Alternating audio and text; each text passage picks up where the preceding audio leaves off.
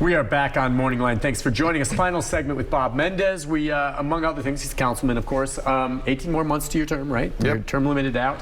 Talking about the stadium deal, money, spending, how it goes. Melanie made a great point. And property taxes. I'm sure, Melanie, the property value of your home has skyrocketed, and so you've got this increase.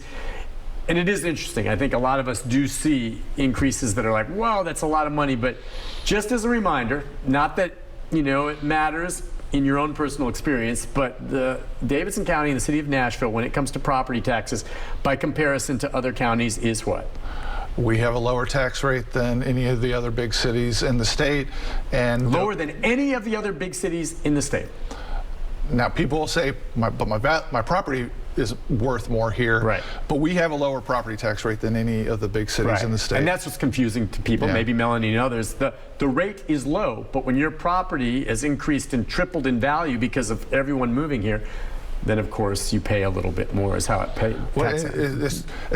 The people who feel the most impact are people who live in rapidly changing areas and people on a fixed income. Yes. And the city government over 10 or 15 years would be a lot better off if it changed the rate a little bit every couple of years instead of waiting a decade and then doing a massive increase, which is what we did. Is that just in the charter? Is that the... I mean, no, from 1980 to 2005, the tax rate changed every 3.5 years on average. So who makes that call?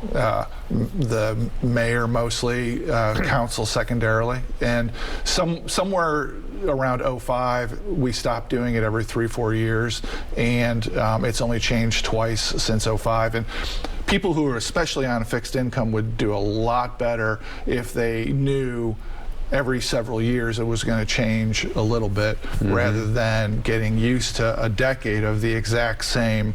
Like, in fact, a lot of people's taxes went down over the course of a decade. My house, before we did the rate increase a couple of years ago, I was paying less for taxes than I had when I bought the house, and because my neighborhood was changing more slowly, we just do better off having more predictable, smaller increases. If a gallon of milk goes up by 5 cents every year, it's fine. If it goes up $1 immediately, that's a problem. Gets your attention, right? Yeah. You spread it out, and it's an easier way to stomach, for sure, for sure. Just in your mind, then. Like you said, you have 18 more months to your term ends, and is there any timetable for when there will be, again, you say it's leaked out of the mayor's office, the discussions as they go, little bits here and there. I mean, do you think we'll have an idea of what they want to do sometime in the next 6 months?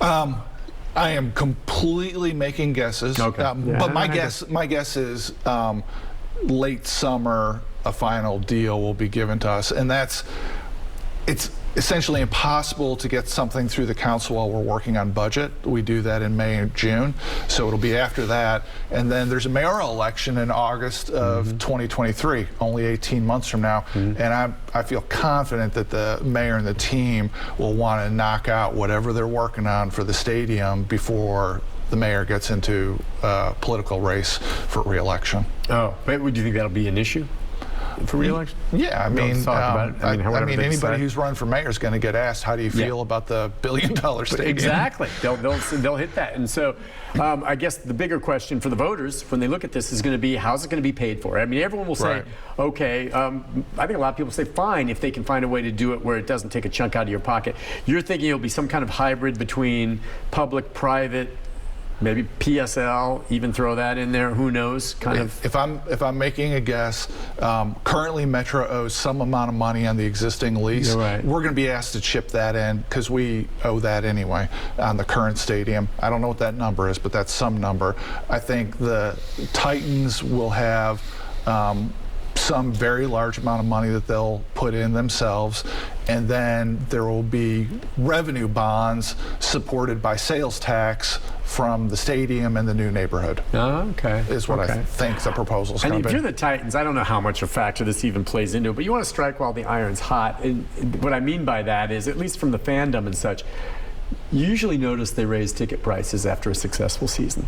There were several seasons there where they were lousy and the tickets stayed the same, and I could stomach that. And they were some of the lower prices in the NFL. Yeah. But I mean, the Titans, you know, the #1 seed in the AFC. Didn't work out great, but still, you made the playoffs for the 4th straight year, and I wonder if does that play into it at all? I mean, you think you have a really successful team. It's easier to ask for these things, I would think, when you have a team that's playing well as opposed to a bottom dweller.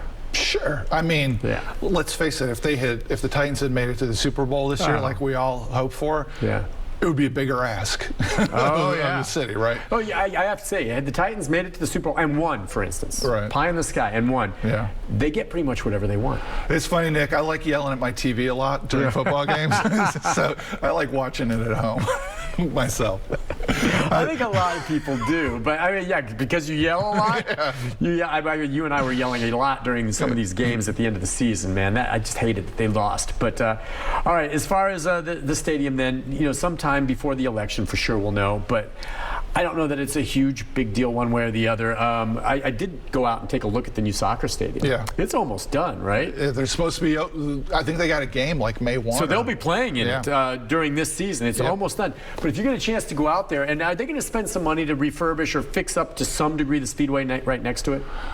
Or is it kind of as it is? I mean, this is another thing. The mayor's working on it. Who knows? Well, when you go out there, I go out there for the flea market still. I'm glad the flea market is still there. It's different. It's not as good as it once was, but they needed that space.